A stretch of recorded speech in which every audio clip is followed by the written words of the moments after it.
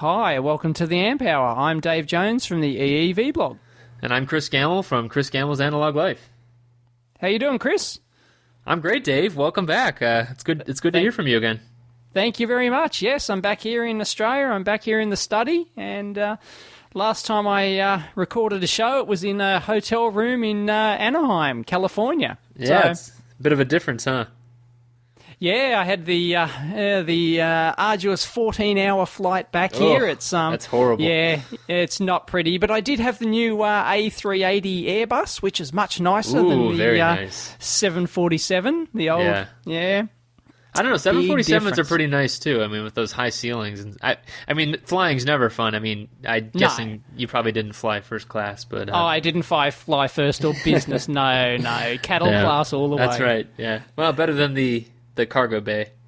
Very true, very true. But I was surprised. This was my first time on the A380, and it's much bigger, smoother, quieter, more room, everything than a 747. I was very impressed. So that's awesome. Yeah, it's traveling's never fun. So whatever gets you through better is important. Usually for me, it's a nice stiff drink. Right, okay. And I can't sleep on planes, so I was up for like 40 hours or something straight. God, so that's horrible. yeah, that was well. No, I've had I think I've had about 12 hours sleep overnight. So good. I'm fairly recovered. Anyway, this isn't about travel. Back to work for you today? Back to work? Yeah, I'll be back to work today. After we finish the show, I'll be headed off. So that's crazy. That's always a tough day back, but hopefully you'll have lots of side things to edit on the EEV blog forums and such. I'm sure you'll be busy. I've got a ton of videos to edit. I think I tweeted that I've got so many videos to edit, both for the blog and personal videos and other stuff, that I've had to actually make a list. Otherwise, I'll actually forget everything. So. Good. I'm not usually a list person. We're looking forward to it. I mean, I have that on the list. I mean, I wanted to ask about your speech. I haven't seen your speech yet. Where's that? I mean, is that on the way? Oh, that's coming up, but I don't know why everyone's making a big deal about that. It was hardly a speech. It was just they wanted me to get up there and introduce the new design RX design contest and stuff like that. And I just rambled on for a couple of minutes, so saying who I was and you made it sound like a 10-minute speech that it was like, oh, a big deal. Here comes Dave Jones. Welcome to the world of EEV blog dominance kind of thing. So well, it was something like that, because they flashed up the video on the screen and the lights dimmed and all that sort of stuff. Nice. Yeah, nice. But anyway, no, that video's coming. I'm not my list doesn't have an order on it, so it'll get done when it gets done. But, okay, well, we'll try and be patient. And that's just... I'm sure it's a lot of stuff. Yeah. Although I did upload one last night. That was the interview with DJ Delory from about the JITA, the open source EDA package. So that one's up there now. Although I haven't put it on the blog, it's actually uploaded to YouTube, but I haven't had a chance to transfer it to the blog yet. So see, now when you told me about that, I figured because your second day video, I think it was, you were actually talking to him after the session. I was, yep. And I figured that was the actual video, and that was it. That's what I thought it was. So no, right? I guess a few people might have thought that, but no, that was just a small snippet from it. It's about 12 minutes, the entire interview. It was all done in one take, which was quite good. We just sat down in the hallway of the conference center, and so you can see people wandering past, and it was hardly studio conditions. Oh, that's even better when they got that, someone's walking by and they got that dumb look on their face like, hey, what's going on, man? Camera, okay. Oh, you're recording something, and then they do this stupid wave. Yeah. Hey, Mom. Yeah. Hope you see me on Dave's site. Oh dear. Yeah. Anyway, that video's now up. It's a 12-minute interview. I didn't have any set questions. I just thought I'd grab him and talk about JITA, the open source tool, and he talks about the history of JITA and where it's at and stuff like that, and its relevance to open source hardware, which segues directly into one of the rants that I was going to do, because every man and his dog apparently took me to task over the fact that I was calling it open source hardware, and everyone's saying, "Oh, that's incorrect. It's open hardware." Even DJ himself corrected me on that. But didn't you go to an open source hardware summit? No, it was actually, I made that same mistake myself. It's the open, even if you look at the site name, it's openhardwaresummit.org.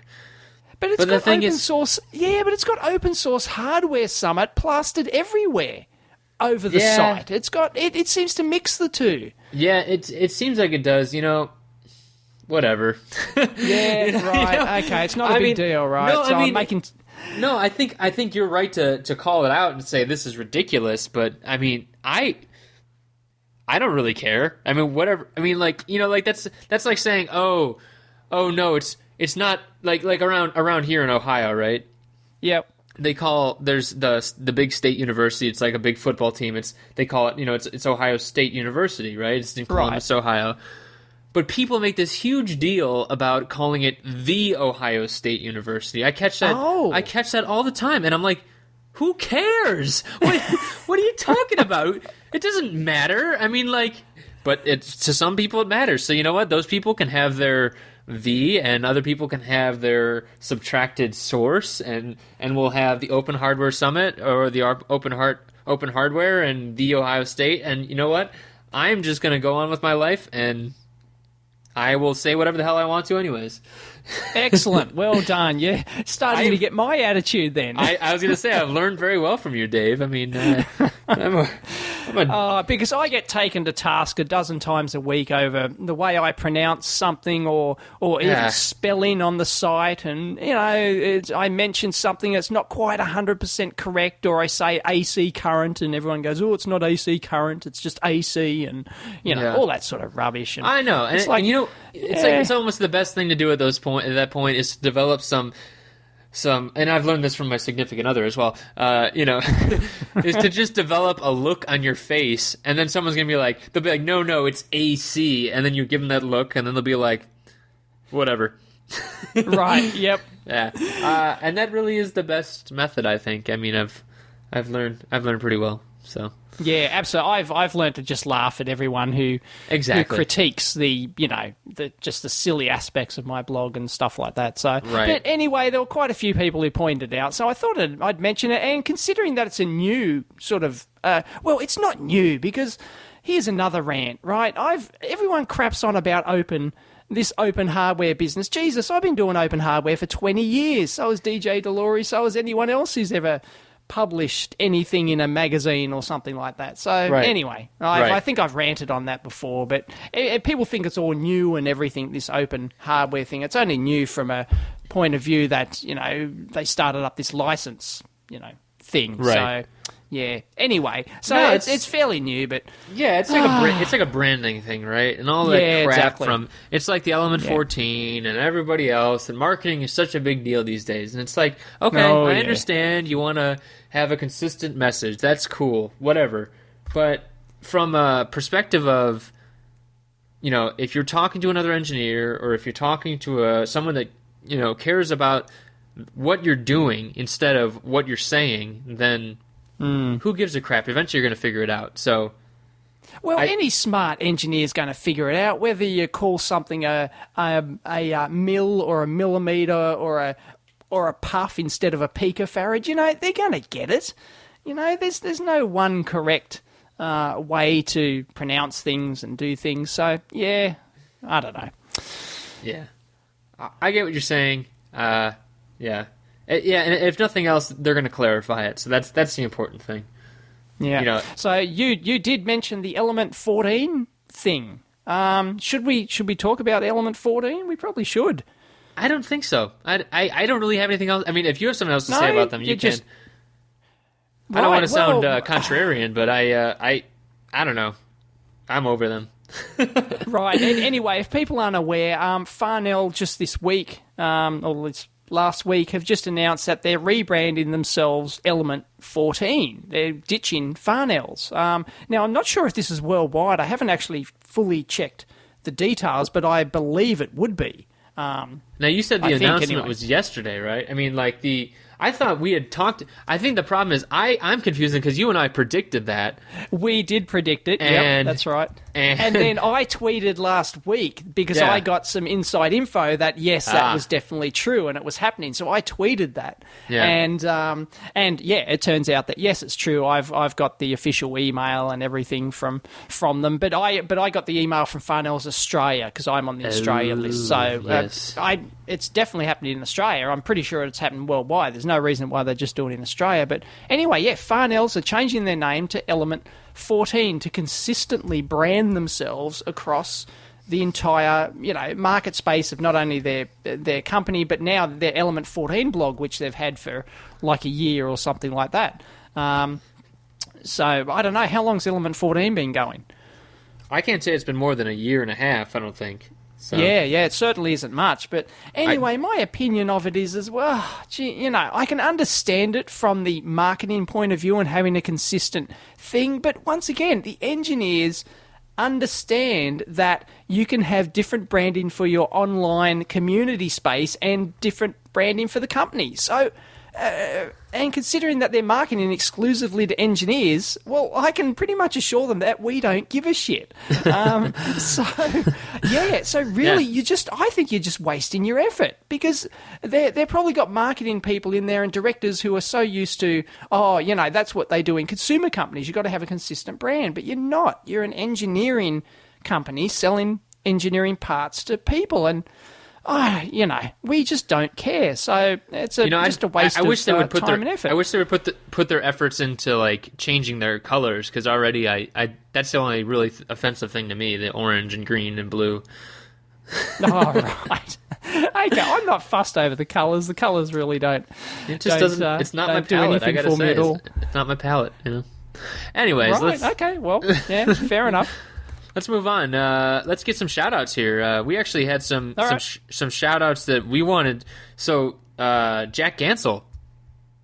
That was nice. He actually... yes, thank you very much, Jack. He mentioned us. He mentioned us on his embedded.com blog. Yeah, and he called me a young feller. I thought that was... Young fella, yeah, I saw that. Yeah, nice young fella or something he called you. Yeah. That was great. Yeah, I'm not sure if... he said we're a blog of many interesting things. I was worried he hadn't actually figured out that we were recording stuff. But I got the same impression. So, yeah, I think he's just hopefully he's listening. If not, maybe he'll figure... he'll get there eventually. He'll figure that it's actually a radio show and not just a text blog. So, yeah. Either way, if listeners here haven't ever read Jack's column, Jack is supremely wise. If hams are the badasses of the analog world, then Jack Gansel is the badass of the embedded world. Yeah, right. Yeah, definitely. So, and he mentioned Jerry as well, and that was a well-deserved shout-out for Jerry's garage chip making. Yep. So, but he seemed to make it. I think he sort of made it out that, and I think this was a discussion point we wanted to talk about. Is can you make your own? I mean, we've mentioned it before. Can you make your own? Silicon in your own house? And, right. Did you guys talk about that on the last show? By the way, thanks, Jeff, for doing the show last week, stepping in at the last minute. Yes, that was great. Because Jeff and I did talk about it. We talked about Richard, the one guy that posted on here about the laser printer. That's right. Right. Yep. And the interesting thing is Jeff did some research in after the show, and he was posting about MOSIS, the metal oxide silicon. Yep. Crap. Yep. I've seen his blog post on that. Yep. Right. Yeah. So he posted about that. We'll link that in there. But the implementation service, that's what the IS is there. So metal oxide semiconductor implementation service. Basically, you can go out and buy a chip for $20,000 and have it manufactured. Some upfront or NRE. And we didn't talk about that during the show, but that is a really cool service. I'm not sure how economical it is in this day and age, but. It's definitely an option. It's out there, Oh, yeah, it's great. I mean, those options have always been out there at various price points, depending on how custom, I'm doing the quote marks, you want to make your make your actual chip. But I've worked on stuff in the past where it has been $20,000 to do a custom chip or something like that. Yeah. So it hasn't been ever really totally out of the reach of the the keen small company or something like that.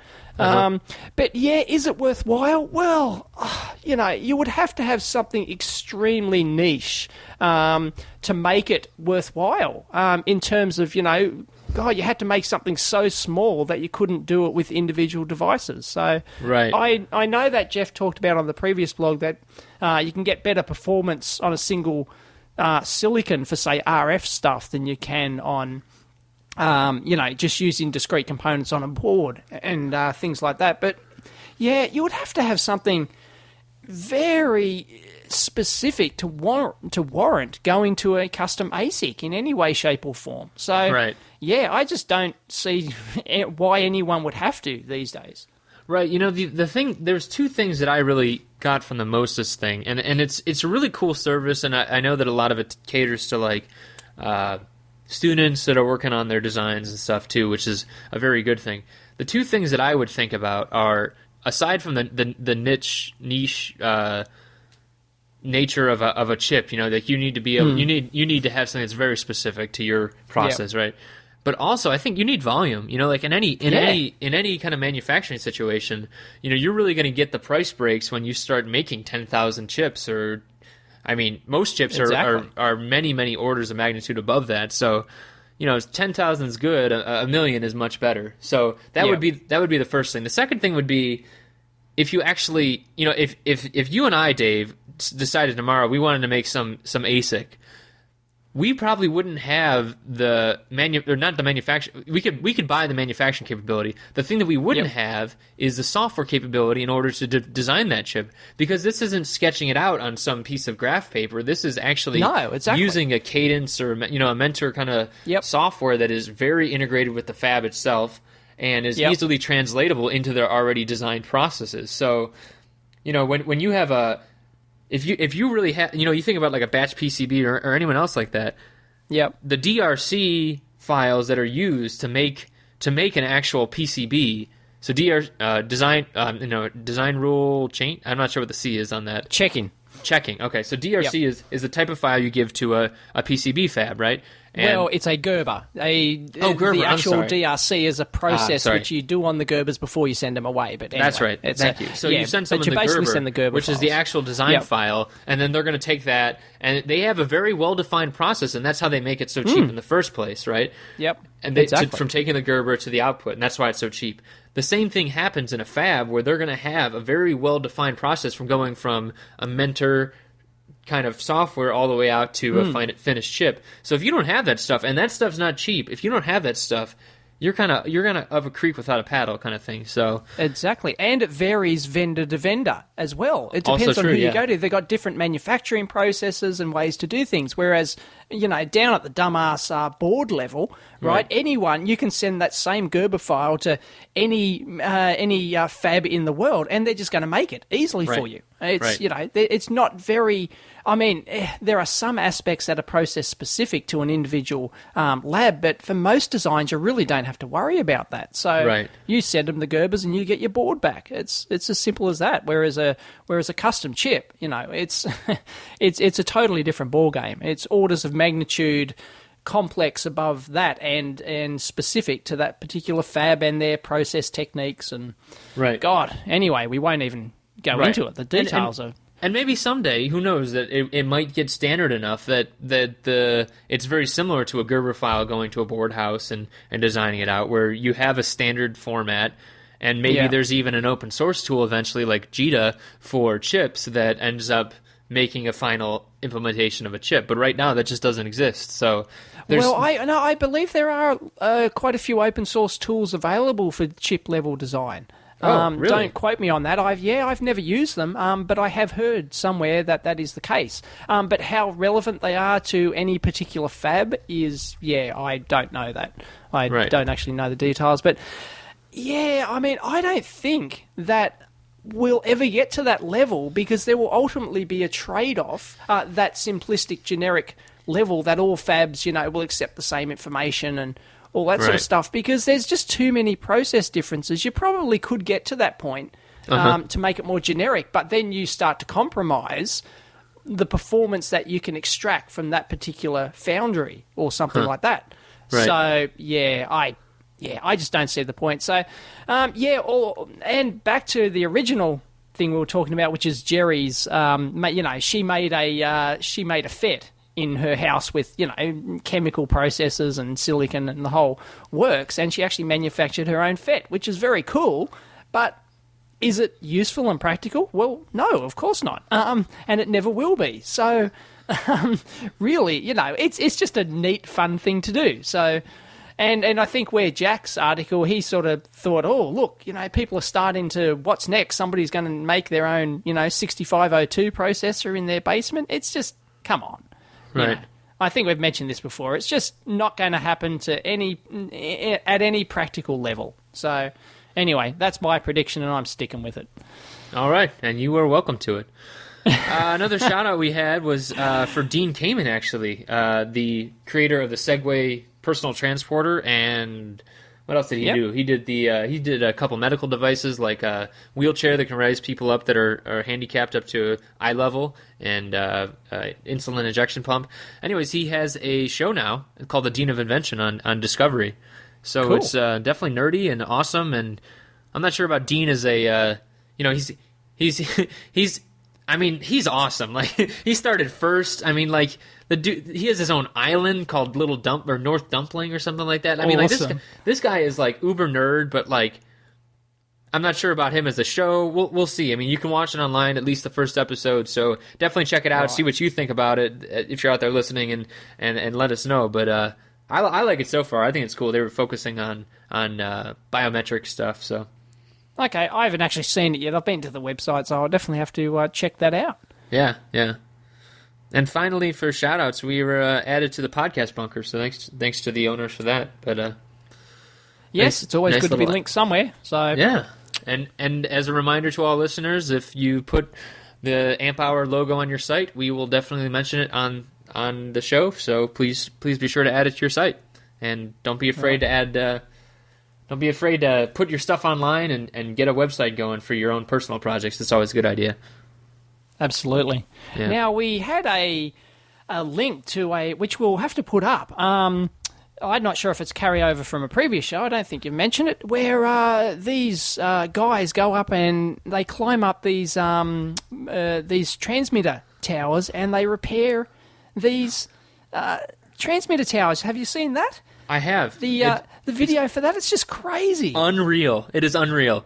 And it's not really like directly related. I mean, obviously you and I work with, or not work with, but we take advantage of, cellular signals every day, right? You have a cell phone, I'm sure, and I do too, but like, except it's not called cell phone in Australia. It's called mobile phone. That's right. Mobile phone. Yes, cell is very American. Yeah, but it is proper. It is proper. I mean, they are cells, Dave. From the technical aspect of how they originally started out operating, and they still do. Yes, but sorry, mobile phone. Mobile. Okay. All right. But the video itself, oh my God, like, these guys they show like the scale at the beginning of the video too, like versus the Sears Tower and the Empire State Building. It's bigger than the Sears Tower, yeah. I think it was like, it's some of the highest stuff in the world, basically, and it's dizzying. And these guys basically free climb it. That's the amazing thing. Like, it's not like they hop in an elevator and go up this thing. I know. They actually free climb the outside. Well, it's just a steel frameworked tower, right? And these guys, for the first 100, 200 meters or 500 feet or something, there are some ladders to sort of climb up. But once it gets past that, they're just it's just, all they're doing is just hanging on to these, just a little rusty rung or something like that, and they're not clipping in. I mean, they do have harnesses to actually clip in, but they don't, because it would take too long. If you've got to go up a tower that's 500 meters high or something, half a kilometre high. Yeah. You just can't climb it if you have to clip and unclip each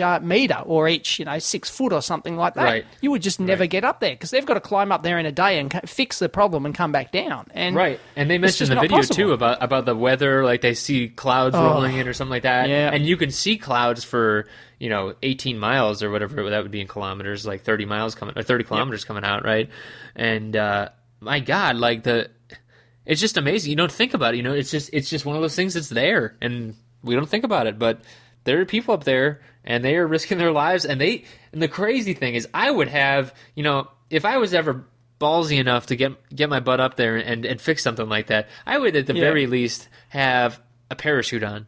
Right, yeah, I know. Just in case you fall off. Yeah, exactly. I would have one of those base jumping parachutes. Absolutely. Exactly. And maybe I fell. Maybe you're into that anyways, and you fall. I mean, you're more of a thrill seeker than I am, Dave. I mean, with your canyoning. Yeah, so. Or just from the aspect like, look, there's a lightning storm rolled in. And we're going to get hammered, I'd rather jump off than, and get rather base jump off than stay up here in a lightning storm or something. Exactly. But, that's an even better reason for safety reasons. It's either jump or get electrocuted, and going splat is a lot more instantaneous, right? So.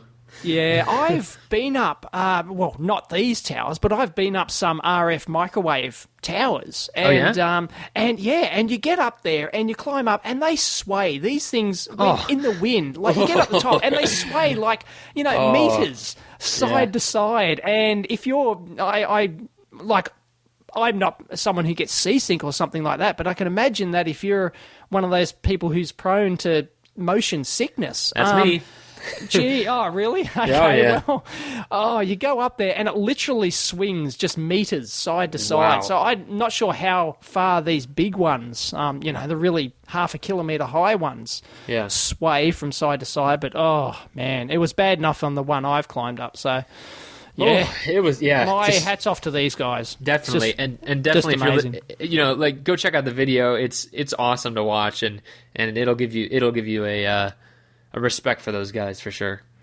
Well, an interesting aside for this video is that the guy who originally made it, he got the video from his friend who actually climbed up the tower, and he put a camera on his helmet.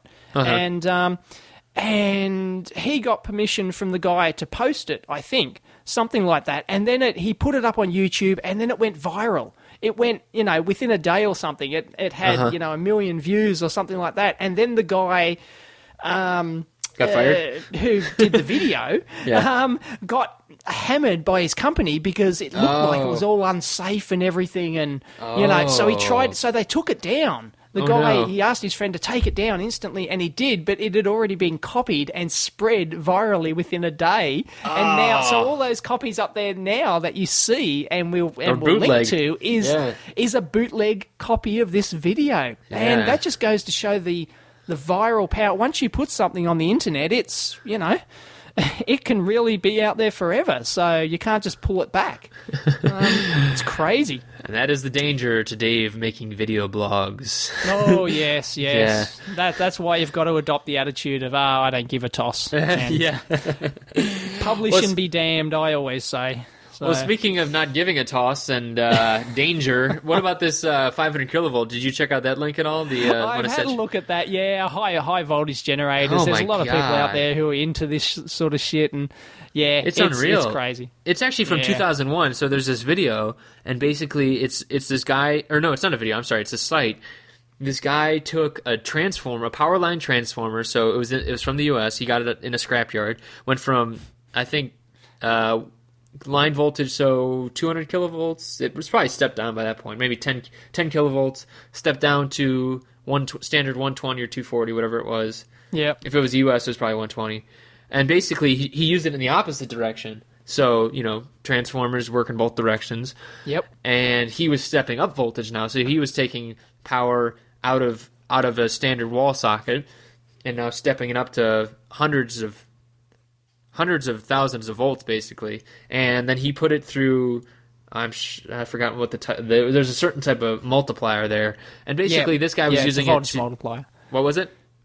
It's just a standard voltage multiplier, yeah. Oh, they're used in TV sets and stuff like that. So okay, I thought there was some specific name for it.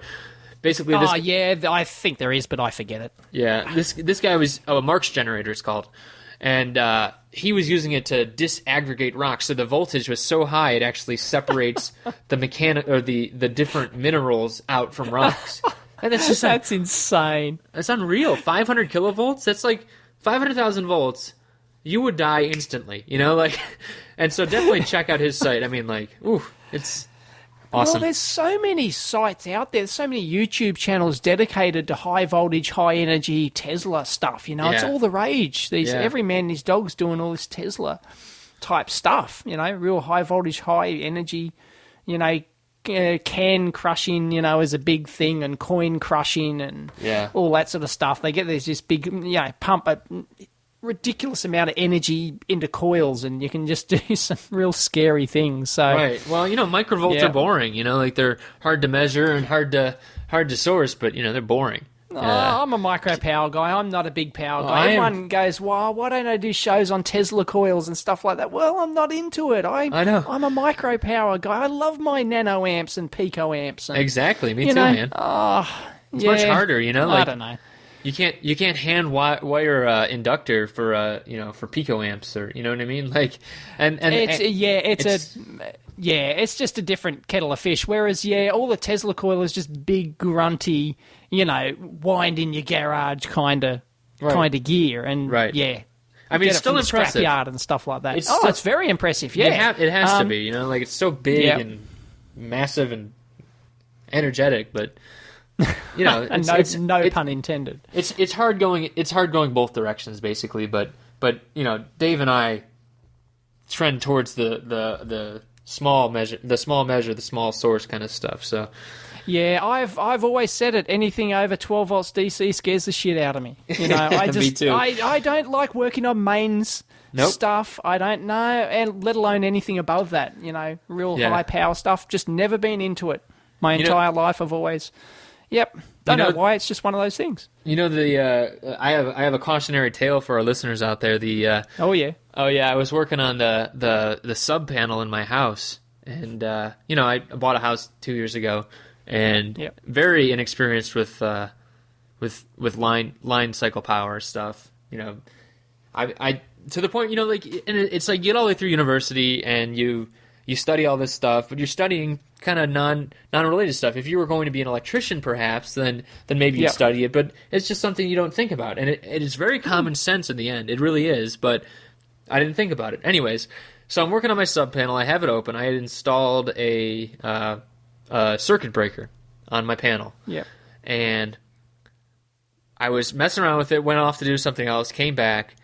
And the second time I came back, I didn't turn off the main panel's power to the sub breaker, to the sub panel. Yeah, and so I'm reaching in there, and I slip and fall, and for a very short instant, my finger touches the bus. And so my girlfriend's sitting upstairs, and she hears me go, "Ah!" And she's like, "Are you dead?" And I'm like, "No, I'm not dead, but I just touched the bus bar. Oh, God." So, dear, Eddie. So, kiddos, turn off your sub panel power. You do not want that stuff flowing because it'll go through your heart. And I got lucky. Kiddies don't even work on it. Period. It's just it's okay to work on it, but you just got to be careful. I felt so. Well, it's actually stupid. illegal here in Australia. You're not allowed to work on your own. Technically, I can't even take a PowerPoint. Actually unscrew the PowerPoint and retighten the connection on the back. Huh. Legally, you're not allowed to do that unless you're a licensed electrician. You can have a PhD in EE, and you cannot even unscrew your PowerPoint. Wow. So anyway, that's what it's like here in Australia. That's the difference, though, because of the 240 also versus 120. So the U.S. trends at the voltage is 120 here, if listeners don't know. So the higher current, lower voltage in Australia, though, it's 240. So less current flowing, but more potential to flow through your heart. Voltage, but it's the same amount of energy available. But it is higher AC voltage. But and the other student, now that I'm on the subject, I wasn't going to talk about this, but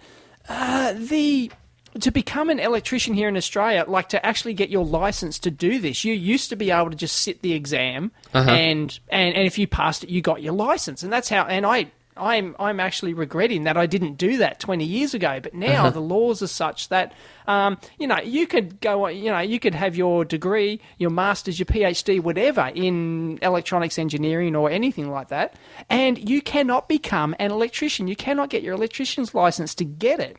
It varies from state to state, I think, but you basically have to go back and do a full apprenticeship. Wow. You have to go back to square one, do your 4 or 5 year apprenticeship to get your electrician's license to change your PowerPoint.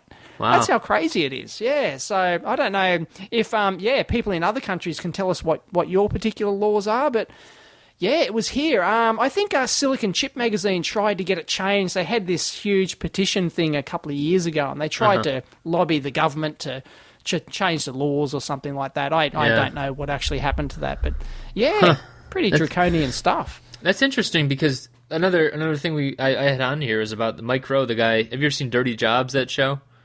No, I haven't. It's a show on Discovery about like all the jobs that people, like garbage men and working in like really gross industrial companies, working with petroleum kind of stuff. And basically he had an interview recently, and we'll post a link for it. But basically you mentioned apprenticeship, but the divide that's happening between what traditionally was called blue collar jobs and white collar jobs.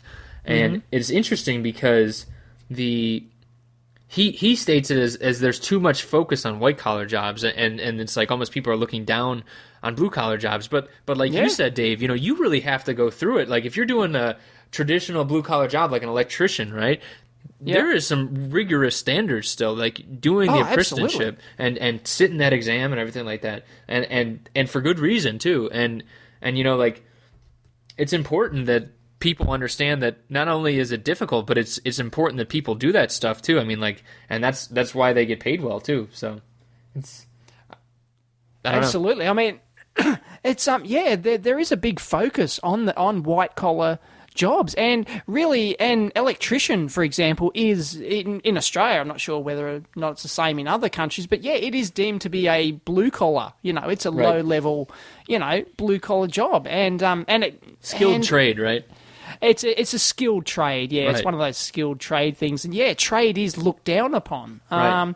And there's not much focus on that. But and it'll be interesting too because you and I, like we talk about on this show about like the maker movement, stuff like that, right? And like you think about people that are actually working with their hands on a daily basis and making stuff. And you look at like the skilled trades, like people that are working in metal shops or wood shops and stuff like that, and it's almost like that's the crossover point from if you're making stuff, often it is a skilled trade. Like metal workers are awesome. Like if you're a welder, you know how to make stuff. Like that's really cool. Exactly. And I have no idea how to do that, and I intend to learn it. But like like that is still in the skilled trade area versus like the. If you were a metallurgist or, like if you're studying material science, that might be the white collar side of things. So exactly. It's an interesting kind of cultural divide that exists and a cultural stereotype that kind of needs to go away. I mean, it doesn't need to go away, but hopefully it will, because there's people retiring all over the place. I've said that analog engineers are going away. Well, electricians are going away too, and people need this stuff. Like they need this. They need their house wire just as much as they need the next low noise op amp, So exactly. Well, I've worked my fair share of these dirty, hands-on jobs. I haven't always sat in front of 3 computer monitors all day, which I do at the moment at work, and basically, I don't really get my hands dirty anymore. So, right. But I've worked in those side of things, and there are still. Let's say there's really lots of examples here in the electronics industry. If you're working at an assembly factory, if you're an assembly engineer, and you're working the pick and place machine, so, you can be a degree qualified, EE, and you're working in that side of the industry. Well, is that a blue collar job because you're programming and maintaining and operating pick and place machines, or is it a white collar job? Right. What is it? Right. I don't know. It's probably both. It's a light blue, you know. Right. Right. It's a baby blue. Right. So we have to define another color, do we? That's right. Yeah. Yeah. Right. Okay. Right. White and blue collar. It's not enough. Right. Yeah. Here's a real question for you, though. Which did you? I mean, obviously, there's benefits to each, right? But do you ever miss the hands-on side of the job versus the sitting in front of a computer side of things? I mean, I think that's absolutely. I mean, you know, I did some really fun hands-on stuff, but then I did some real dirty shit, which I would never touch again. So, it's always best to have a combination of both. I still enjoy getting hands-on and and building something. It's fun, or it can be, boring as batshit. Right. Depends on your frame of mind and what sort of attitude you have that day or that week. So, right. That's how I always sell it to engineering students, or not even students, but just students in general. They ask, why do you like engineering and why did you decide to do it? And it's like, because it doesn't matter what you do. It's just, you want variety, and I feel like engineering in general, and not even just engineering, but just working with electronics or whatever you're going to do, you want to learn stuff on a daily basis. You want to do something different. You want to challenge yourself. If you're clicking a button the same way for 30 years or 40 years, it's boring. But if you get to go out and, build something one day and troubleshoot it the next and write a report on it the next day, present it the day after that, that's one of the strengths of engineering. And that's one of the things that if you are out there talking to younger people and they ask why you do engineering, that's a great way to sell it. You will not be bored if you do it right. And there's some, like Dave said, there's some stuff that you might not like about it, but that's any job. The best job in the world, people are going to hate it some days, but engineering has its share of variety and awesomeness. So it can do. Yes. And I get this all the time on my forum, people come in and mostly beginners, or they've been in the industry a couple of years, and they say, I don't really enjoy my job. I'd like to get into a different area. How can I do it? How can I get out? Well, just get out. If you don't like it, and if you want change, well, get a different job. Just do it. Jeez, don't. There's no harder but they always ask, if I go and study this other course, will that give me an avenue to get out? Well, no, not really. Just get out and go and get another job. The thing I always say is, like, you got to go. If people really ask that, I think the best thing to do is to do it. I think of John at Tronics Stuff. He's from Australia too, right? Yep. Melbourne. Yep, he is. And he is studying something unrelated to electronics, but he started a site and he started doing tutorials as he went along, and that's given him credibility. It shows his learning process, and that helps other people. And it's like, he's actually moving up into the point where he's getting mentioned on different sites, and he's showing his own electronics knowledge. And it's like, he's a perfect example of someone that maybe didn't necessarily want to do everything that he's studying at university, but and he's just changing it. He's just doing it, and that's kind of the power of the maker movement, or whatever you want to call it. It's just, you go out and you do it, and then later you figure out, I guess I'm pretty good at that, and then people might hire you based on that, or you start your own company based on that. So exactly, that's what I like about it. And that's what I've always done. That's where my blog started from. I just went out and did it. I didn't think about it. No plan, no nothing. Yeah. And the same thing with this radio show. We just went out and did it. We didn't, decided that, it's something we'd really like to, do. And, how can we go about and do it properly? And no, you just go out and do it. Yep. And see if it works. If it works, it works. If it doesn't, it doesn't. You move on. Yeah. So this brings me to an entrepreneurial talk you went to. Yes. This scares the shit out of me. I hate the word entrepreneurial. So in did quote they. Marks. Right. I don't think they liked it either. So I went to a talk last night. It was hosted by a local thing called Nortec, which is like encourages local investment and stuff like that.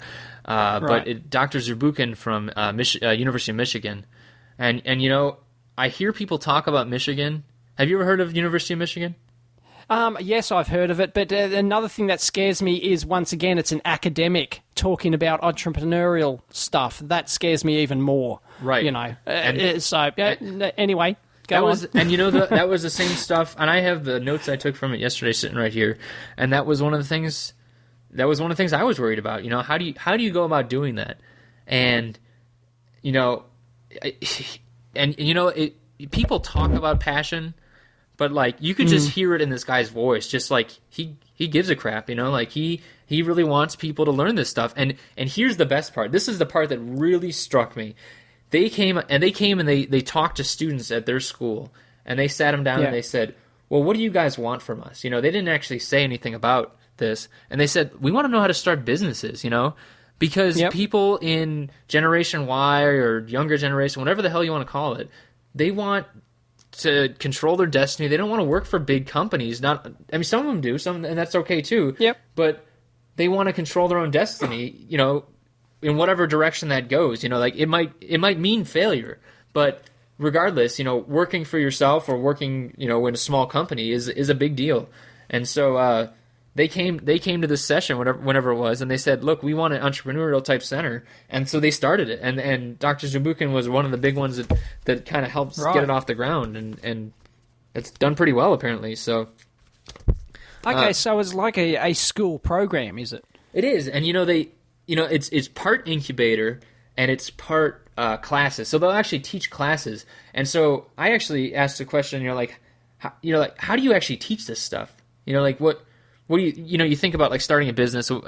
Yeah. And he said, you don't teach it really.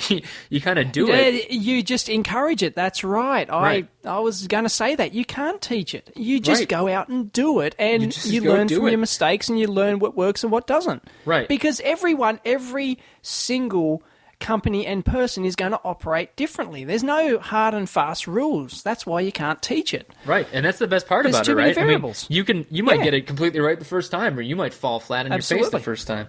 So that's good. I mean, and so one of the things they really do is they provide like resources. That might be the thing that you or I might not have access. Like if you have access to a lab, say you can't afford a lab starting up, right?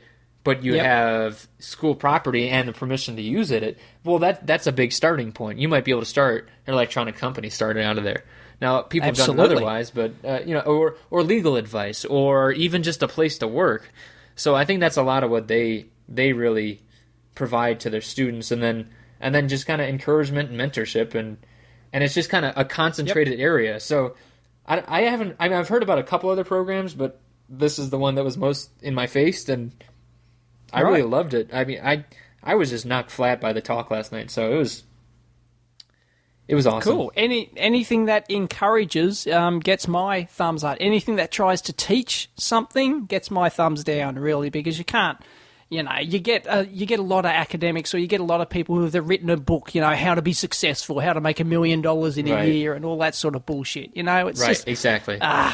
It's just garbage. I know. I feel the same way. Like anytime it's been published in a book, that means it's such a tired idea that why are you reading it? Go out and figure it out. This is life. That's like the point where it crosses over from school into life, and life is that's what matters. Like that. So I'm really glad that they kind of push people into the world and get them started. They encourage people to pitch to VCs on a regular basis, and pitch to anyone basically on a regular basis. So I like everything they're doing, and I'm gonna keep up with them, and hopefully keep up with other programs that do that kind of thing. So I was very impressed. Well, that brings me on to the EcoSwitch, which I wanted to talk about. Yeah, tell me about that. Okay, the EcoSwitch, we'll put up a link, but I think it's ecoswitch.com.au. It's an Australian invention. Once again, I'm using those quote...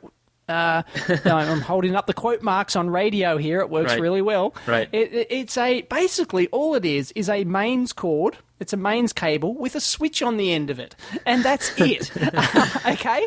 And this is an invention, and it was actually on the New Inventors show here in Australia many years ago. I think it was like 3 years ago now or something. And, and it won some thing because it's eco. What it is basically it just allows you to switch your appliance or whatever off and on via an extension cord, basically. So it's a thing that plugs in line with your PowerPoint and your product, and then the switch just runs up a cable, and so you can put the switch in a convenient location. Like, if I've got my desk here, I can't crawl onto my desk and switch something off. It's a pain in the ass, right? So you just bring this extension cable up and you put the switch in a convenient location. And anyway, a real basic product, but something no one's ever really sort of... I wanted the idea, I wanted something like that years ago, and I went looking, and there was nothing, and that's when I found the EcoSwitch. Nobody had actually really bothered to do it. Yeah. But basically what the story is the guy behind it, he spent... I can put up a thread. It was actually... He posted on the Usenet news group when I asked about it a couple of years back, and basically... he got taken for a ride by these invention companies, which I think we've mentioned before. We have, yeah. Yes, here we go. Ugh. And basically they took his money, they took 2 years, and they produced nothing, and he spent like $25,000 US trying to... Back when the Australian dollar was shit, so that's a lot of money. Right, yeah. Back when it was worth 50 cents, Yeah. And, he poured all this money down the drain, and these companies who, tried to market and market his actual product for him, develop it, they just took his money and produced nothing. And then he didn't learn from that. He went to another one, and then they screwed him around for 8 months and produced nothing, and they failed the safety testing. And it's a goddamn switch on the end of a cable. That's all it is. Yeah. And he spent 3 years. And anyway, the reason I mention is that I think it's finally available. You can actually buy it after 3 years it took him to get this product to market. That's ridiculous. That is crazy. So, kiddies, that's an example why you should not touch these. Invention companies, it's just crazy. Do it yourself. Even if it's ugly, because it looks quite nice. It's got nice, proper molded things and everything. But, for goodness sake, you can go and pay, I'm not sure how much it is, but you can go to a local approval authority and pay, $1,000 or something and get them to approve it. Or, it's not rocket science. It's it's pretty easy. The idea behind it is basically to reduce, quiescent power. Standby power, so you don't leave your product running. But, so it's really, products are so low power. They've all got, with the new eco standards coming out, they all have to have low power standby. So it's a bit of a waste these days. So he may have missed the boat.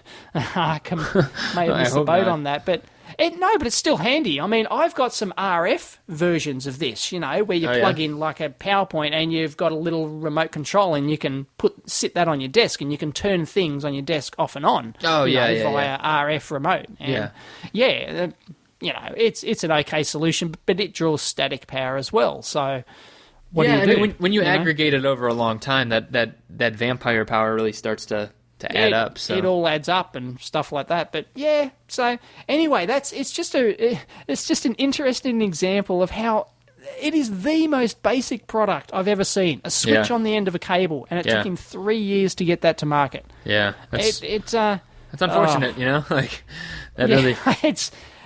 It kind of reminds me of the TV Begone, Mitch Altman's TV Begone thing. Right. And I've posted a link to his talk before on this, and it took him it took him a year, 6 months or a year or something to get this product to market. And it's basically a it's an 8-pin pick with a LED on there, with an IR LED on it and a battery.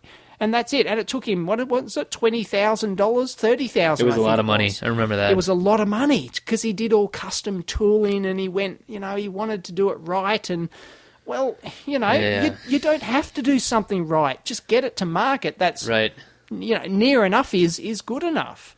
Right. Just get something to market and get it out there, and then make it roll from that. Don't put all your eggs in the one basket right up front. Right. One of the sites I read on a regular basis is Get Rich Slowly. You ever heard of that site? I've heard of it, yeah. Yeah, it's like a personal finance site. But J.D. Roth, one of the guys that writes, the guy that owns it, he always quotes this one thing called perfect is the enemy of the good.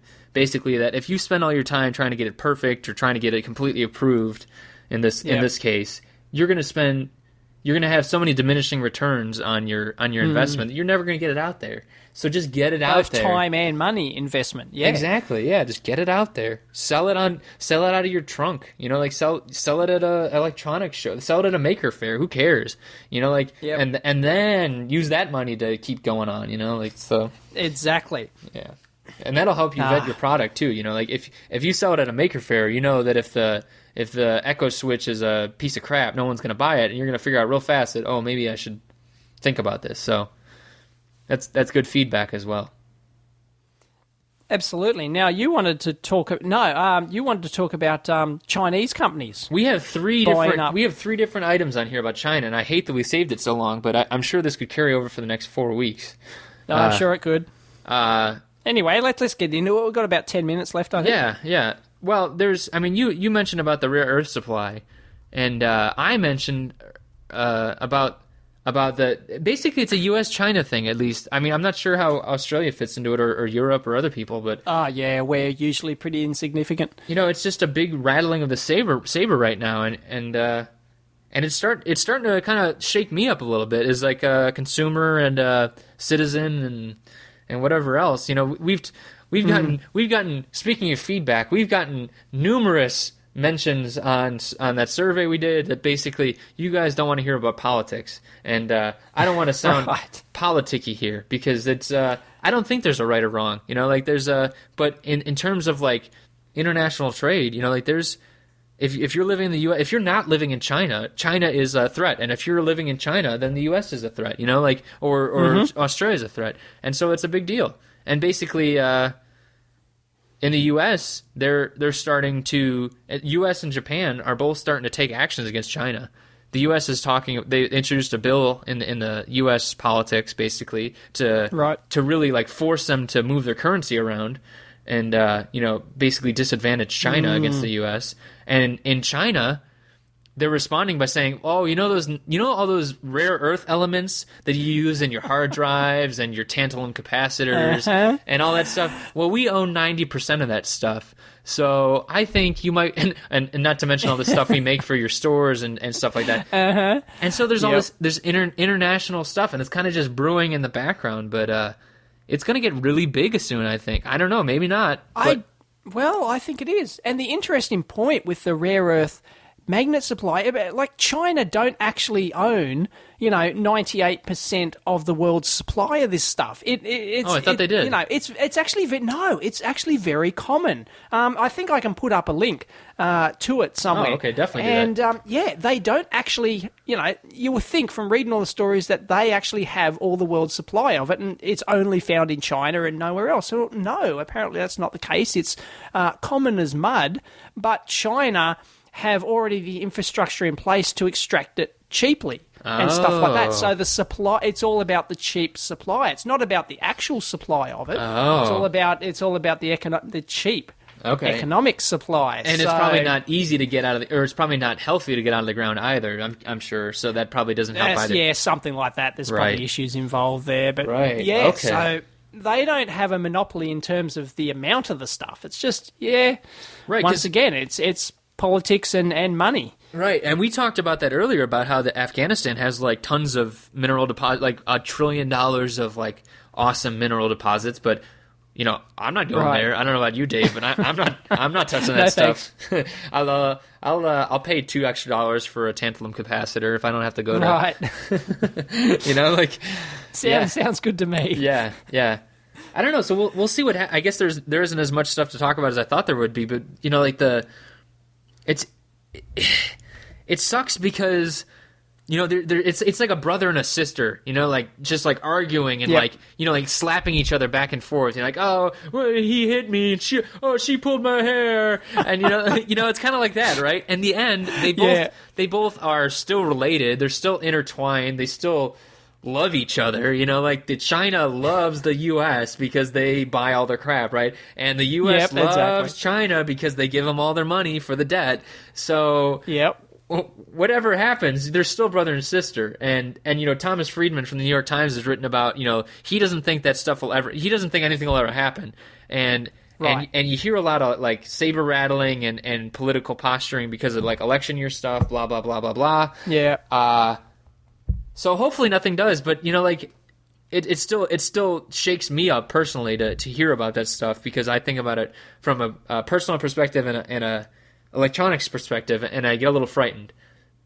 But it's a global world, and it's a global industry. You can't just work in isolation. Everyone's got to work together and be right.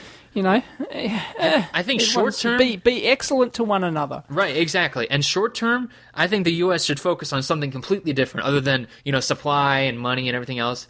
Here's the real thing, U.S. and maybe Australia and probably a lot of the other places in the world. China is really smart. And there's a lot of smart people coming out of there, and we're getting left behind. And that's what the real focus should be on, I think, because education, that's the real power in the end. And if we're gonna keep being dum-dums, or if other people in the world are just gonna keep lagging behind, China's gonna take it by default because they're gonna have the brain power. And from a totally non-political perspective, I am impressed with Chinese students on a regular basis.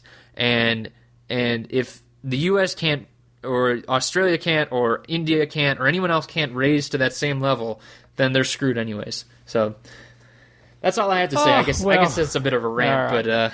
But that's not bad. It's not bad at all. But I don't know. It's one of those. There's just so many permutations in that it's not funny. I mean, so many factors. How can you possibly discuss it? Hopefully, we didn't lose too many listeners just talking me blathering on about that.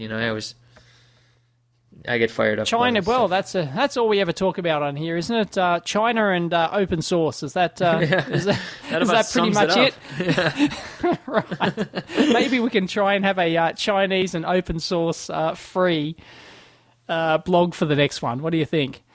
A free open source, free of open source, and free of China. Free of open source or China talk. Yeah. Nothing about China, nothing about politics, nothing about open source, nothing about. That sounds good. Yeah. And if people have suggestions, electronics, they can all. Yeah, I mean, I have some fun design challenges coming up. I might be able to talk about. So. Okay. Excellent. Yeah. I don't think I'll be able to talk about it this time. Hopefully I'll be able to talk about a couple of projects coming up as well. Oh, good. Recently, now that I'm back, because when you go overseas like this, it really puts a lot of stuff on hold. I had projects on the boil, and you just can't do anything 1 or 2 weeks out. You might say, I want to send something away to the board away to be manufactured, but then if you're not here to answer technical questions or to redo it, in a hurry in case something's wrong, it just totally screws up. So. Yeah, that's a problem with going on these overseas trips, is you tend to shut down like a week or two before. Yeah.